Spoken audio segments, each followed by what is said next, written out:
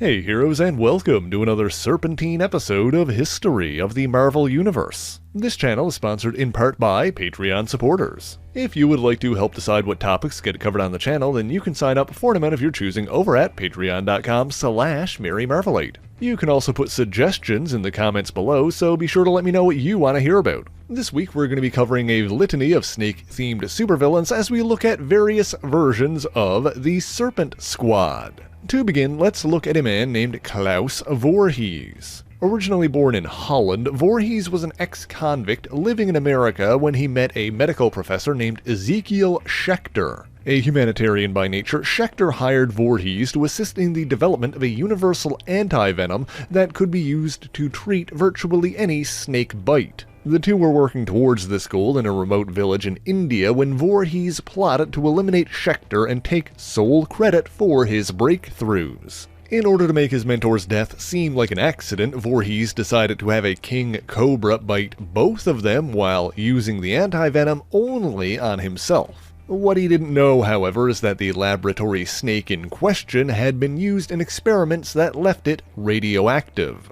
And while the antivenom did indeed allow him to survive, the radioactive snake bite endowed Klaus Voorhees with snake-like abilities, and he became known as the Cobra. Most noticeably, his bones and muscle tissue were rendered incredibly malleable, making them virtually impossible to break or tear. This allowed him to fit through incredibly tight spaces, squeezing through gaps as little as 4 inches in diameter. He also outfitted a costume with weapons derived from Cobra venom, including poisonous darts and gas capsules. However, Schechter did manage to cling to life long enough to warn Thor about the Cobra, before succumbing to the deadly effects of the radioactive venom. And so while Voorhees returned to America and plotted to create an army of Serpentine followers, he was pursued and challenged by the Thunder God, who prevented him from collecting the necessary chemicals. The Cobra escaped from that initial encounter and subsequently joined forces with another supervillain, Mr. Hyde.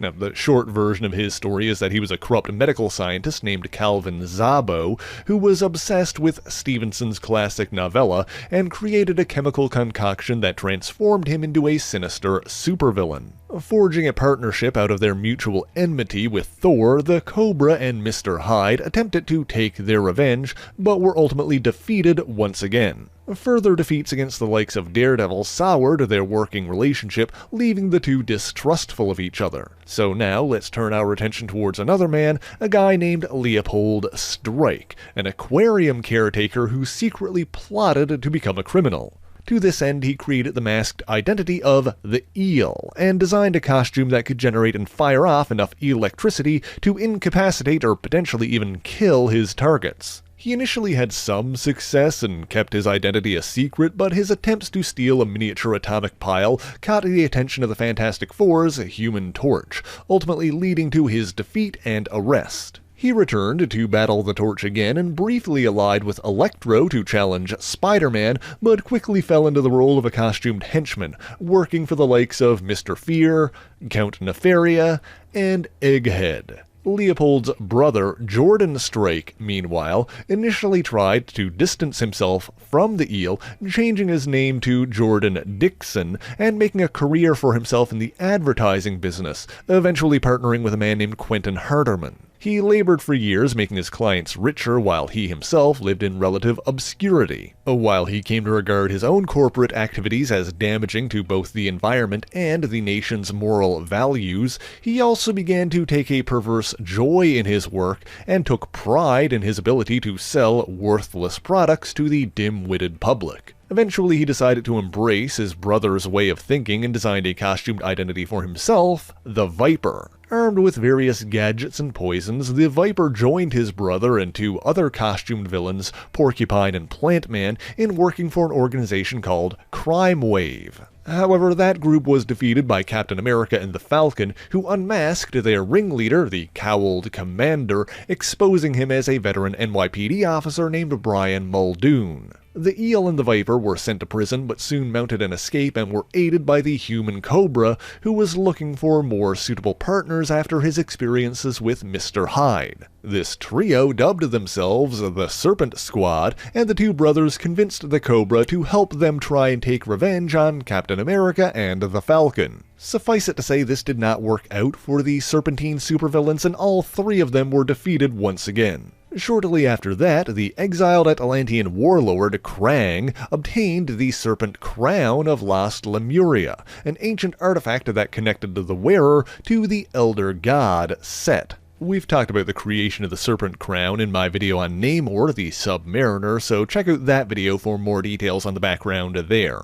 Briefly donning the crown, Krang was directed by Set to seek out the terrorist Ophelia Sarkeesian, known at the time as Madam Hydra. Originally born in Hungary, Sarkeesian's life quickly became a hellish nightmare when her parents were killed and her sisters were defiled and discarded during a revolution in Europe. Ophelia survived but did not emerge unscathed, as an injury left her with a disfiguring scar on the right side of her face. She was taken in by the terrorist group Hydra, and over the following years was one of 8 dozen orphan girls to compete for the title of Viper. In the end, Ophelia stood victorious as the most aggressive and ambitious among them. After reaching adulthood, she spent some time working as a freelance mercenary in Madripoor, where she learned from a diminutive adventurer named Seraph, alongside Logan, the Wolverine. During one adventure, an encounter with Sabretooth left Seraph with mortal wounds that she eventually succumbed to, but Viper got her back to Madripoor first. Ophelia subsequently rose through the Hydra ranks, and when the organization began to fracture after the death of Baron Strucker, Viper assumed control of its New York-based operations, thus becoming Madam Hydra. She got into a conflict with Captain America and his allies, but in the midst of all that, she was replaced by an alien called the Space Phantom. There's a bit of a long story there, but Space Phantoms are basically beings from Limbo, that's Immortus's Limbo, that are able to transform into an exact duplicate of virtually any living being by banishing the copied individual back to Limbo. Not long after replacing her, the imposter Madam Hydra was seemingly killed in an explosion, but the Space Phantom itself survived, and let the world think that Viper was dead, assuming command of Hydra under a different form. The real Madam Hydra eventually returned to Earth and went into hiding out of fear of retaliation for her apparent failure. It was after that when she was found by Krang and the two forged an alliance.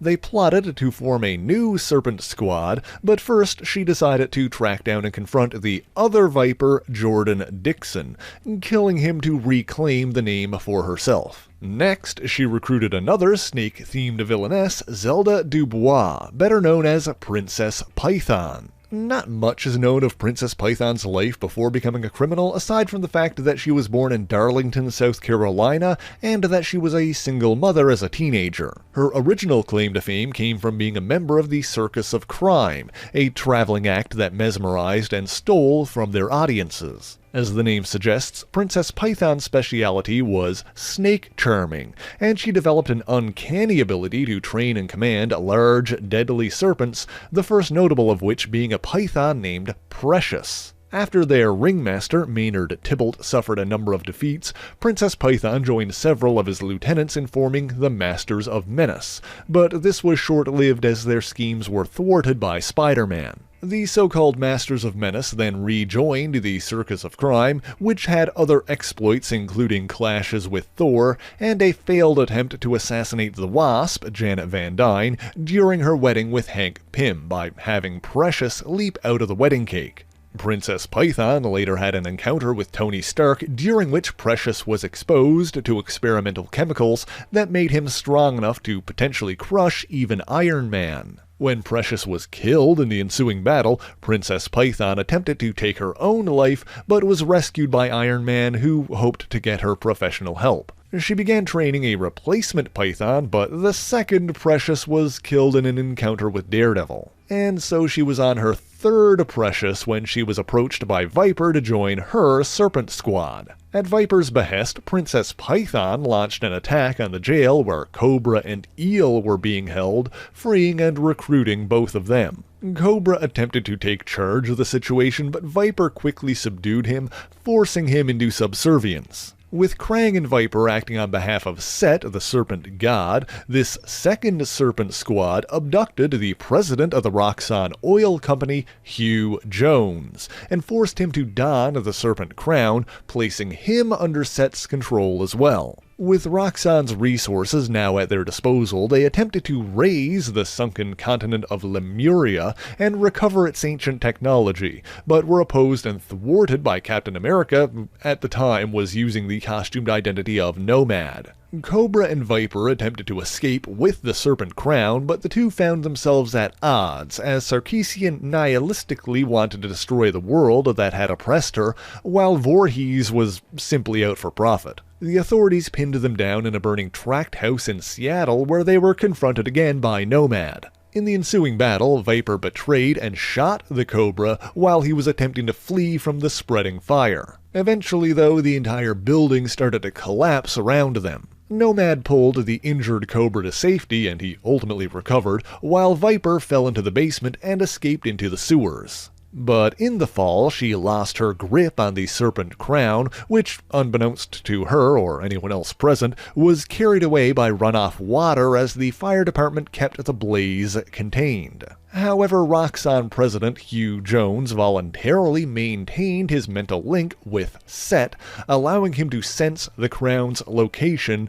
and ultimately have one of his employees retrieve it. He donned the Serpent Crown once more, keeping it invisible most of the time, which guided him into using Roxxon to research superhuman powers and alternate Earths. The latter of which is because his connection to Set allowed him to make contact with the Serpent Cartel of Earth S, an alliance of corrupt politicians and businessmen who had each donned the Serpent Crown of their own reality at some point or another. Led by a man named Gregory Hungerford Gideon, this group included that world's versions of Justin Hammer, Leland Owlsley, Sebastian Shaw, Obadiah Stane, and Cornelius Van Lunt. With the power of the Serpent Crown, the cartel was able to influence their world's premier superhero league, the Squadron Supreme. However, their crowning achievement, so to speak, was in recruiting the President of the United States, Nelson Rockefeller,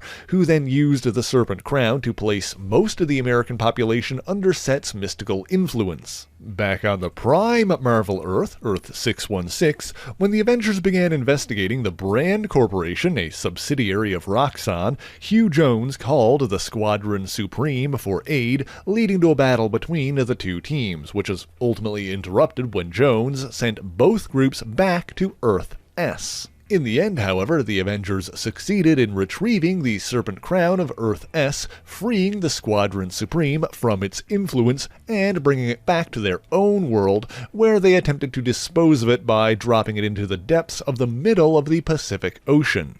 In the aftermath of all that, the Squadron Supreme exposed and denounced President Rockefeller's illegal activities, causing the general public to rally against his administration. Meanwhile, Hugh Jones was using Roxxon resources to create his own all-new Serpent Squad. First and foremost among them was Sidewinder. Originally from Kenosha, Wisconsin, Seth Volkner became a financial analyst for Roxxon after losing his job as an economics professor. Wanting to support his daughter, Amelia, who suffered from a seizure-inducing medical condition, Volkner volunteered for alteration at the Brand Corporation's mutagenic laboratory, where he was surgically implanted with a device in his brain that allowed him to mentally control the nth projector circuitry built into his costume's cloak, as well as some civilian clothing. Using this technology, he could slither through a sideways dimension, quickly emerging some distance away as a form of teleportation.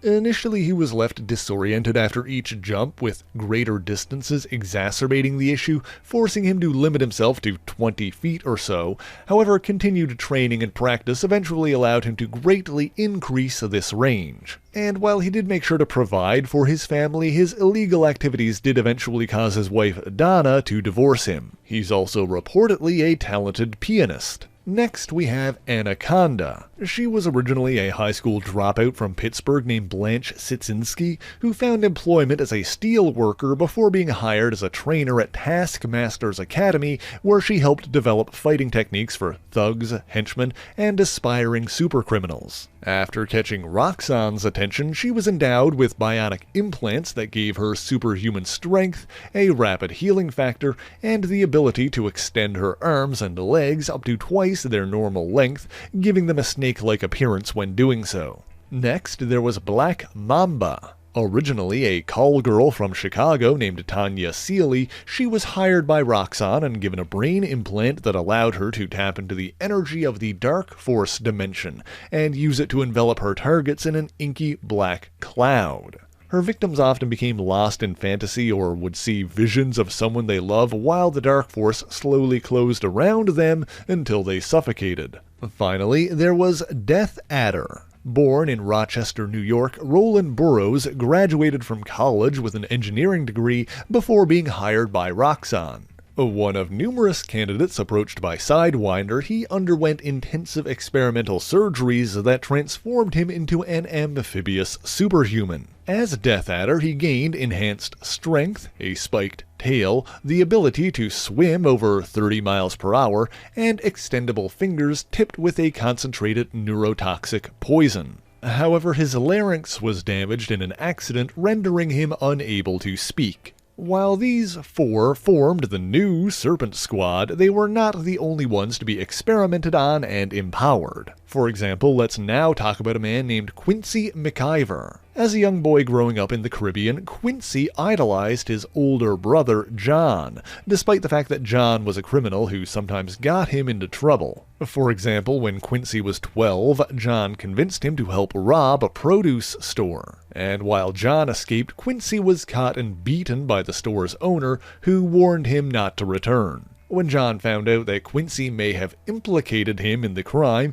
he gave him another beating and killed the shopkeeper a few nights later. John got away with all this and several years later entered the world of organized crime. While working as an enforcer for a smuggling operation, he convinced his boss to give Quincy a job. Several nights later, the younger McIver was unloading a shipment of illegal drugs when the police arrived on the scene. More afraid of his brother than the cops, Quincy panicked and leapt into the water just as police boats were arriving, and ended up getting caught in a propeller that shredded his limbs. He awakened in the hospital sometime later to find that both his arms and lower legs had been amputated. But then, Sidewinder arrived in his civilian identity of Seth Volkner and offered to take care of his legal troubles if he agreed to be outfitted with experimental prosthetic limbs. McIver naturally agreed, and when the procedure was complete, he was indeed given advanced prosthetic arms, but was horrified when he saw that his legs and lower body had been replaced by a bionic snake-like tail. Volkner explained that if Quincy served as a test subject for the tail for a full year, they would replace it with proper bionic legs. Quincy begrudgingly agreed, but was not placed on Sidewinder's Serpent Squad with Roxxon's other creations. His brother, meanwhile, moved overseas and worked his way up the ranks of the European Mafia under the name John Bushmaster. He attempted to expand his operations in America and ended up clashing with the likes of Misty Knight, Iron Fist, and Luke Cage. And while he did succeed in gaining superhuman strength of his own, these conflicts eventually resulted in John Bushmaster's apparent death. But back to the story at hand, Sidewinder, Death Adder, Black Mamba, and Anaconda were subsequently dispatched on their first job, retrieving the Earth-S Serpent Crown from the depths of the Pacific. During this mission, they clashed with the superhero oceanographer Stingray, Ben Grimm, aka The Thing of the Fantastic Four, and the aquatic Inhuman Triton. Nonetheless, Sidewinder escaped with the crown and turned it over to Hugh Jones in Washington, D.C. Jones placed the crown atop the one he was already wearing, merging the two and making it even more powerful, but Sidewinder was unnerved by how unstable Jones was becoming and fled. With his newfound power, Jones was able to manifest ethereal duplicates of those who had worn the crown before him and clashed with Ben Grimm, Stingray, and the Scarlet Witch. but in the end the heroes succeeded in defeating him and removing the crown. In the wake of this incident, Hugh Jones was institutionalized, and in his absence, the Roxxon company distanced itself from his serpent-based initiatives, and the brand corporation went out of business. As a result, Quincy McIver never got the legs that he was promised. Upon hearing that his brother was dead, Quincy decided to adopt his alias for himself and became the new Bushmaster. Black Mamba, Death Adder, and Anaconda stayed together as the Serpent Squad,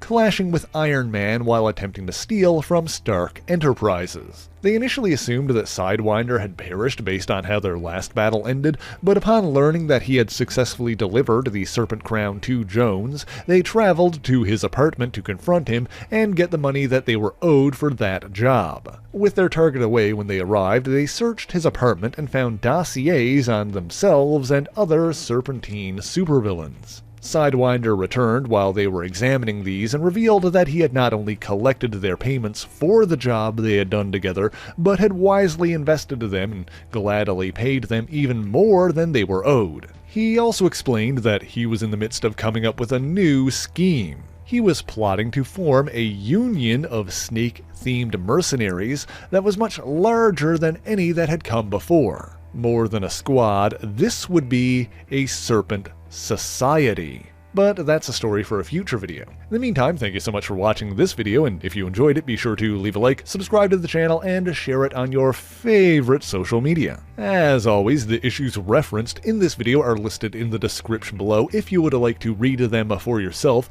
as well as links to other places you can find me. Let me also give a special shout out to all of my Patreon and Ko-fi supporters, Twitch subscribers, and YouTube members who help make the channel possible. By signing up for any ongoing amount on any of these platforms, you'll get your name in these special thanks here, but Patreon is the one that helps determine what topics get covered on the channel via monthly polls. That being said, if there's anything in particular you want me to talk about, then be sure to let me know in the comments. But that is indeed all I have for you this week, and so until next time, true believers, Excelsior!